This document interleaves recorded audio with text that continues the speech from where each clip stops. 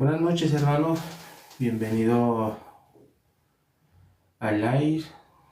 Una vez más, aquí por la misericordia de Dios, aquí dispuestos a leer la palabra. Vamos hoy a considerar la palabra en el libro de Gálatas, capítulo 4, desde el versículo 21.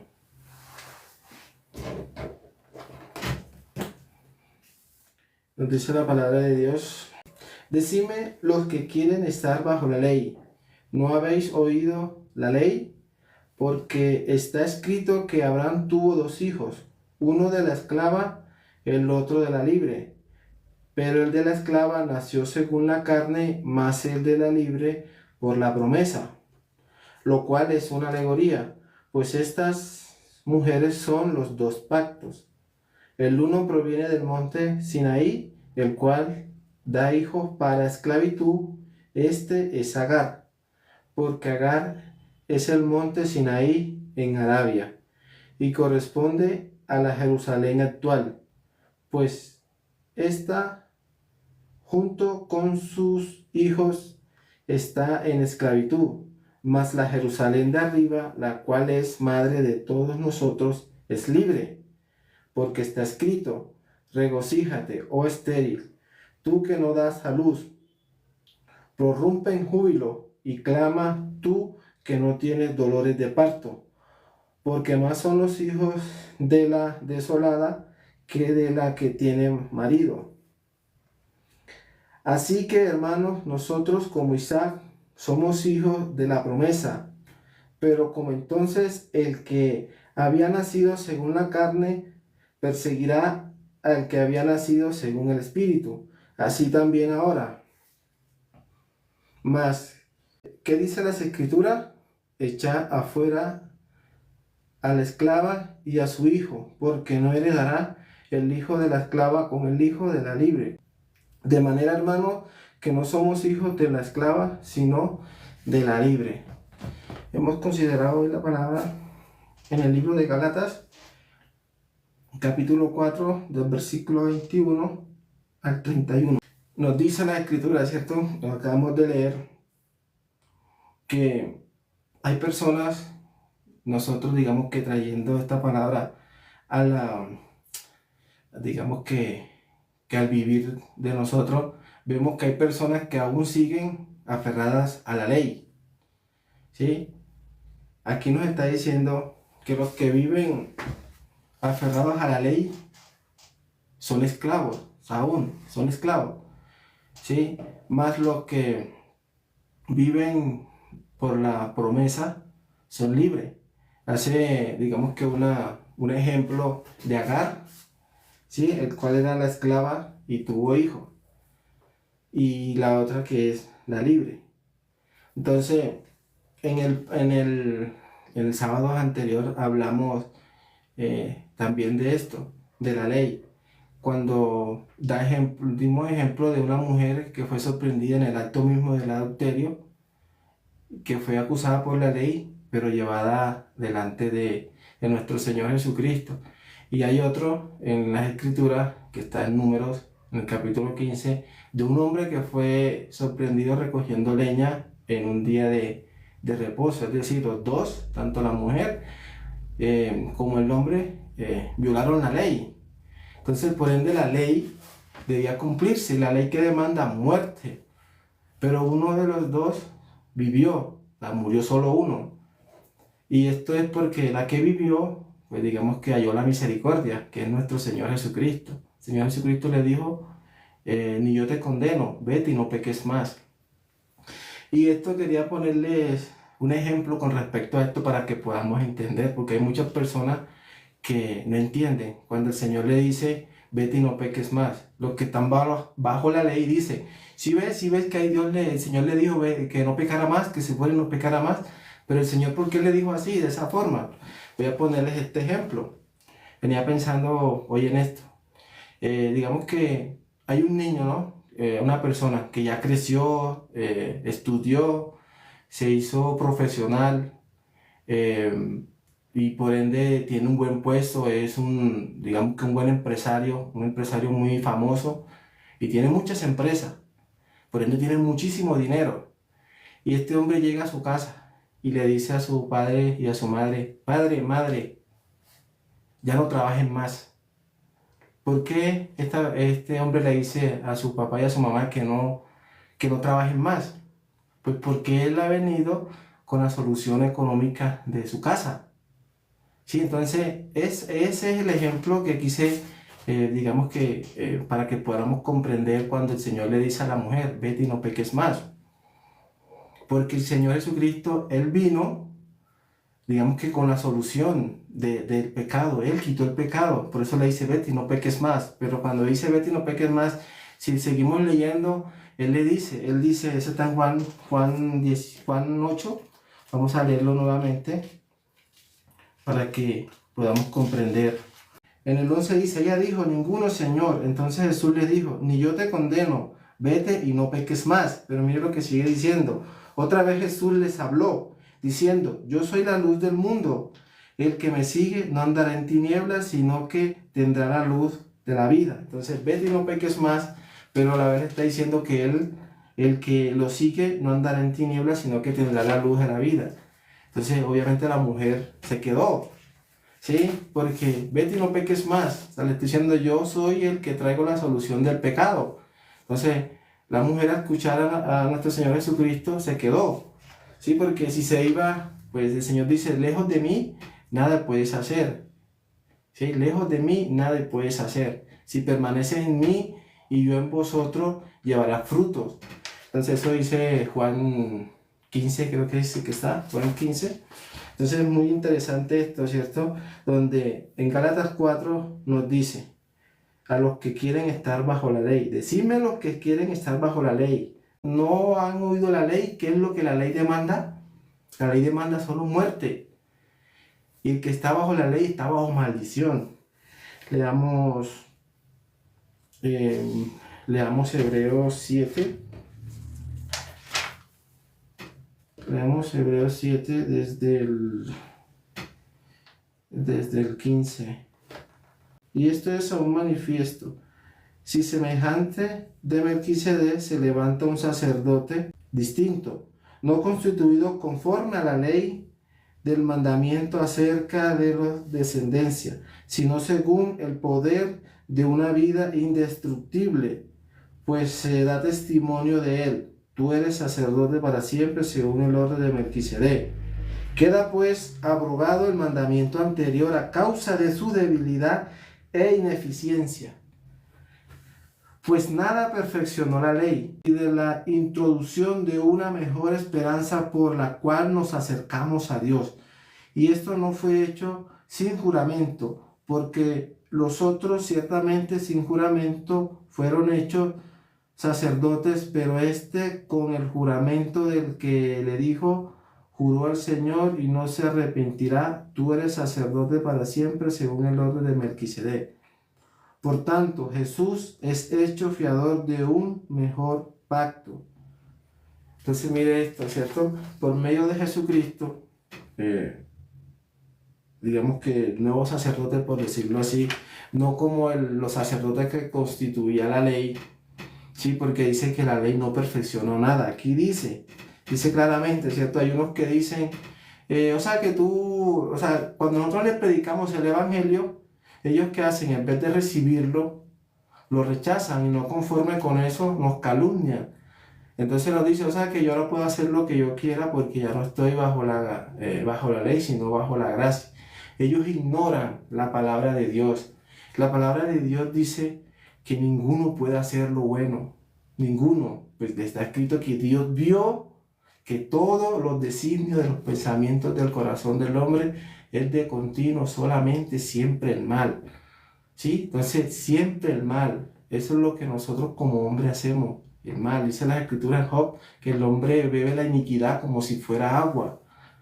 ¿Sí? Entonces, el hombre quiere invalidar los juicios de Dios. En el mismo Job dice el Señor: ¿me condenarás tú a mí? ¿Invalidarás tú mi juicio? ¿Me condenarás a mí para justificarte tú?, dice el Señor. Entonces el hombre siempre está pensando que él puede hacer lo bueno, pero Dios, ¿qué dice? Que no puedes hacer lo bueno. Dice, los profetas dice, ¿puede el etíope mudar su piel? ¿Puede el leopardo quitar sus manchas? Así vosotros podéis hacer lo bueno estando habituados a hacer siempre lo malo. Entonces Dios nos está diciendo que nosotros, en nuestra condición, no podemos hacer lo bueno, pero el hombre rechaza la palabra de Dios. Pero entonces, ¿por qué el hombre sigue pensando que puede hacer lo bueno? Porque está escuchando la palabra, pero de Satanás, porque Satanás es el que quiere ser semejante a Dios. Ninguno bueno hay, solo Dios. Entonces, Satanás quiere ser como Dios, ¿sí? Porque así está escrito. Y eso es lo que Satanás nos hace, nos habla. Entonces, pero estamos ignorando la palabra de Dios. Y por ende, hasta que nosotros no podamos comprender, no podamos creer a la palabra de Dios, no podemos recibir su justicia. Entonces, siguen pretendiendo que pueden guardar la ley. Y el Señor dice, ninguno de ustedes puede guardar la ley. Entonces, si el Señor está diciendo, el cual no puede mentir, Dios no puede mentir, está diciendo que ninguno puede guardar la ley. Entonces, ¿por qué las personas siguen todavía pensando en esa forma? Porque no se han sujetado a la palabra de Dios. Su corazón está endurecido y por ende no pueden recibir la palabra, no pueden recibir el Evangelio. Entonces hemos leído Gálatas 4, empezamos leyendo Gálatas 4, Hebreos 7 nos dice que la ley no perfeccionó nada, ¿sí?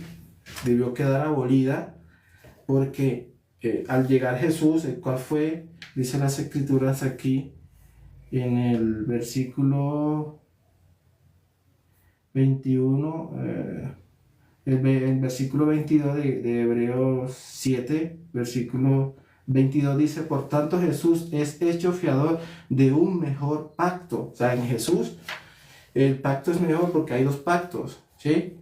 El hermano Matusalén hablaba de eso, del pacto antiguo y del nuevo pacto, ¿cierto? Entonces nosotros por la fe estamos en el nuevo pacto, un mejor pacto.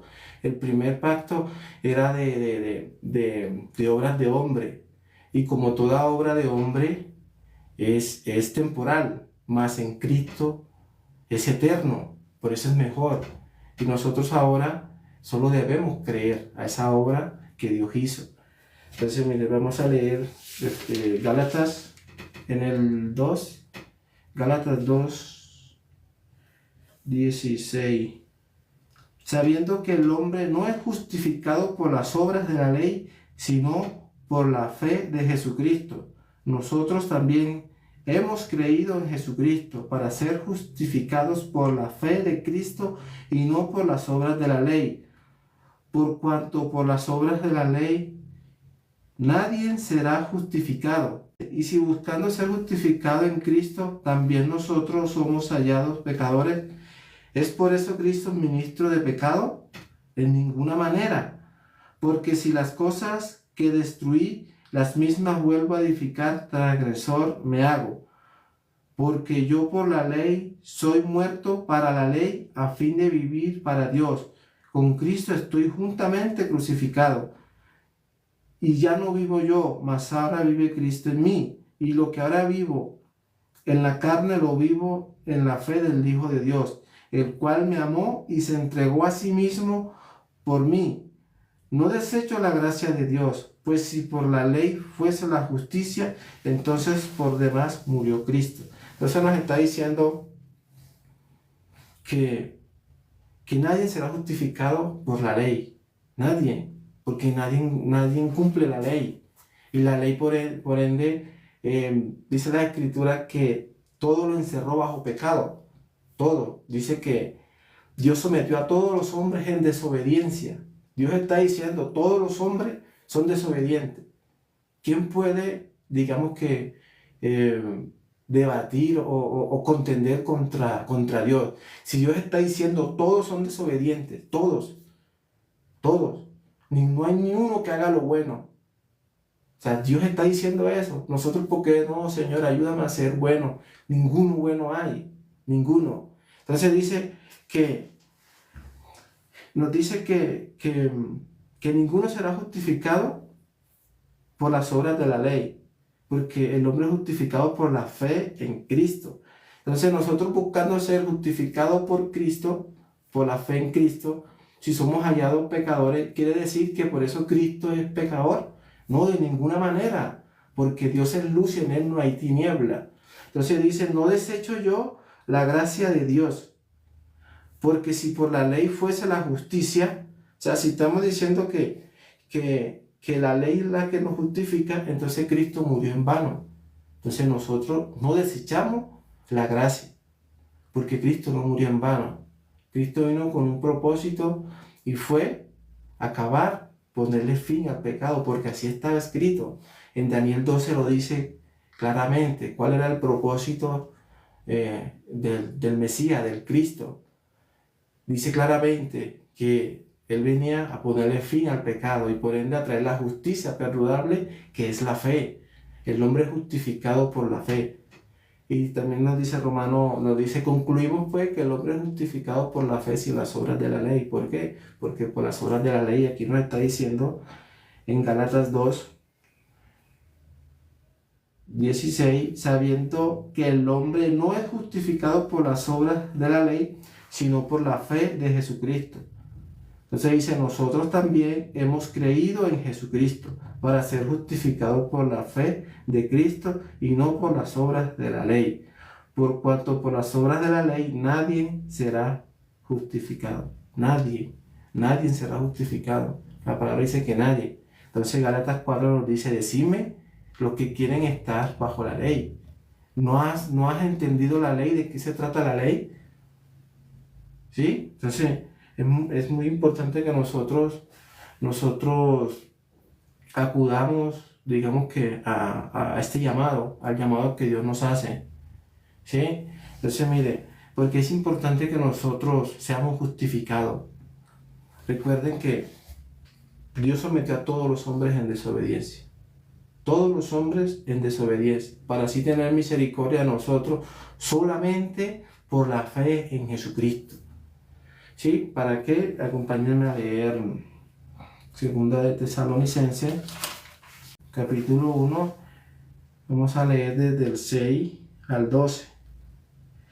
Dice, porque es justo delante de Dios pagar con tribulación a los que os atribulan, y a vosotros que sois atribulados, daros reposos con nosotros cuando se manifieste el Señor Jesucristo desde el cielo con los ángeles de su poder, en llama de fuego, para dar retribución a los que no conocieron a Dios ni obedecieron al Evangelio de nuestro Señor Jesucristo, los cuales sufrirán pena de eterna perdición, excluidos de la presencia del Señor y de la gloria de su poder, cuando venga en aquel día para ser glorificado en sus santos y ser admirados en todos los que creyeron, por cuanto nuestro testimonio ha sido creído entre vosotros, por lo cual asimismo oramos siempre por vosotros, para que nuestro Dios os tenga por dignos de su llamamiento y cumpla todo propósito de bondad y toda obra de fe con su poder, para que el nombre de nuestro Señor Jesucristo sea glorificado en vosotros y vosotros en Él, por la gracia de nuestro Dios y del Señor Jesucristo. Entonces, miren, muy importante, ¿por qué debemos creer? Debemos creer, obviamente, para ser justificados, porque así dice las Escrituras. En Romanos 5:1 dice que somos justificados por la fe. Hemos leído que ninguno se justificará por la ley, porque el hombre es justificado por la fe. Dios justifica al impío que es de la fe de Cristo. ¿Por qué? Porque el Señor Jesucristo viene. En el versículo 7 de Segunda de Tesalonicenses, capítulo 1, versículo 7, y a vosotros que sois tribulados, daros reposo con nosotros cuando se manifieste el Señor Jesucristo desde el cielo con los ángeles de su poder, en llama de fuego. ¿Pero para qué? Para dar retribución a los que no conocieron a Dios ni obedecen al Evangelio de nuestro Señor Jesucristo. El Evangelio es poder de Dios para salvación a todo el que cree. A todo el que cree, no hay diferencia. Porque Dios ya dijo que todos están sujetos en desobediencia, todos están bajo pecado para que nosotros, por medio de la fe, seamos justificados, como dice San Juan, capítulo 5, versículo 24, el Señor en juramento nos dice, de cierto os digo, el que oye mi palabra y crea al que me envió, tiene vida eterna y no vendrá a condenación, mas ha pasado de muerte a vida, ha pasado de ser pecador, de estar destituido de la gloria de Dios, a ser justo, porque ha oído y ha creído. Nosotros no debemos, las mismas escrituras nos dicen que debemos aprender a no pensar más de lo que ya está escrito. Todo está escrito cómo debe ser. Por eso dice Primera de Corintios, que es donde está el mensaje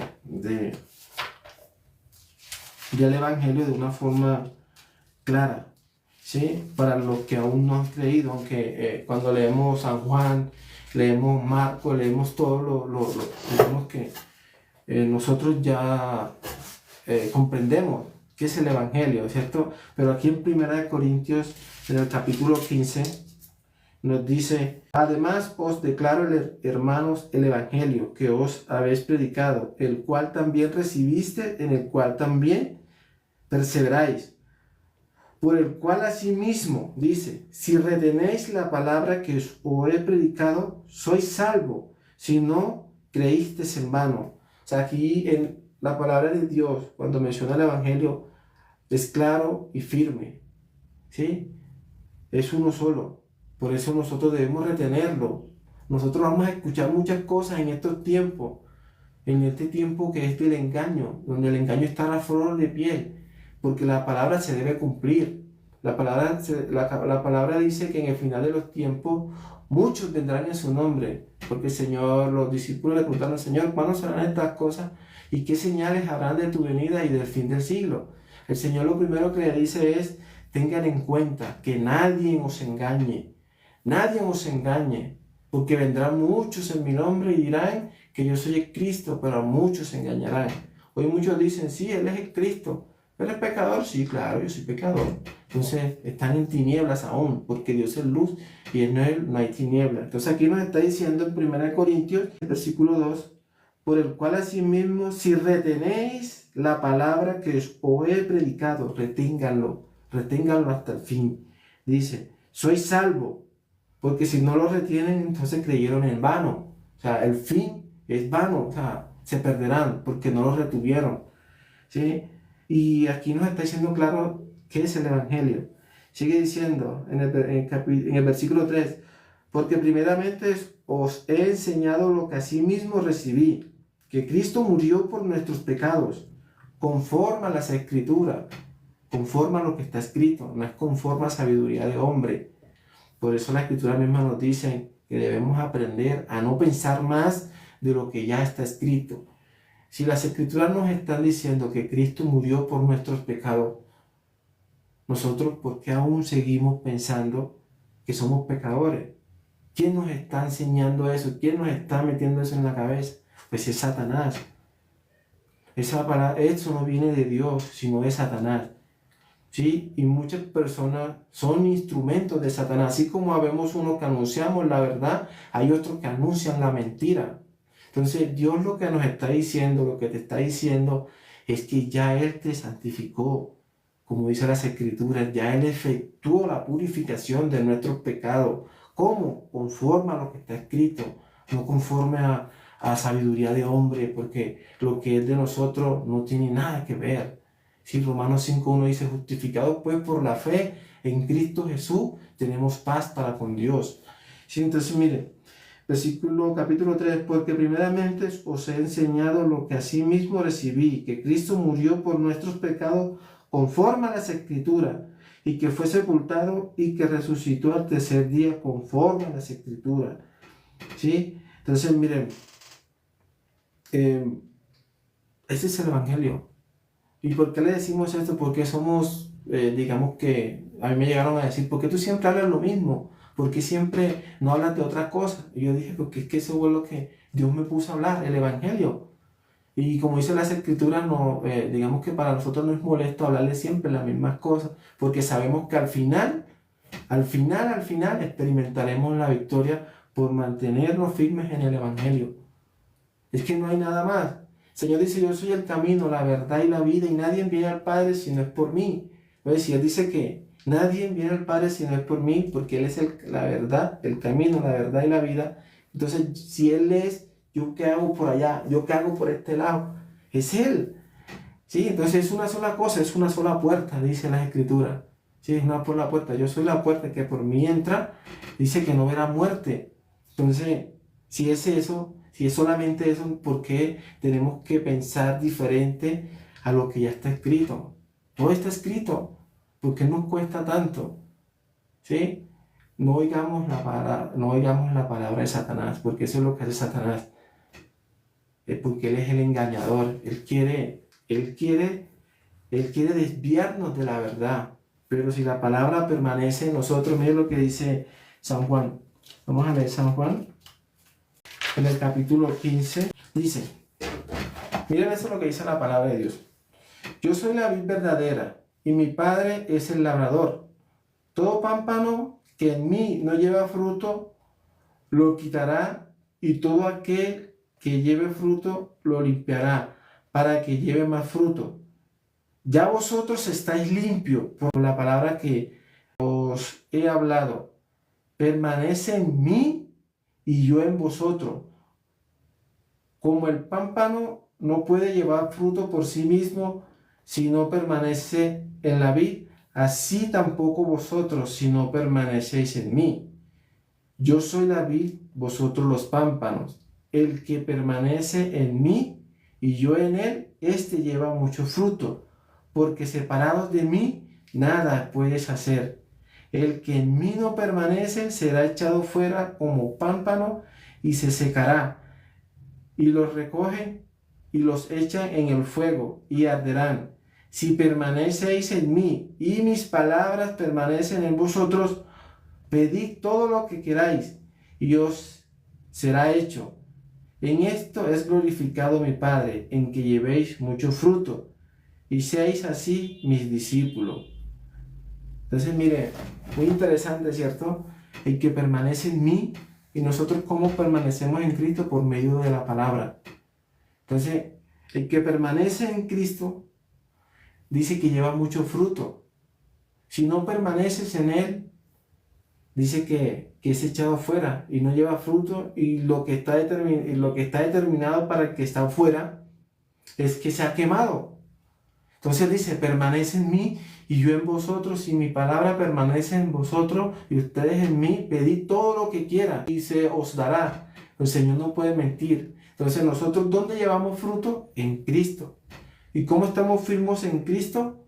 Por medio de la fe. Nos dice Romanos 8, que por medio de la fe estamos firmes. ¿Sí? Por medio de la fe en su sangre permanecemos firmes. Por medio de la fe en Cristo no pecamos. Así también dice las Escrituras. Entonces es la fe. Entonces dice que en estos tiempos muchos apostatarán de la fe escuchando la doctrina de demonios. ¿Sí?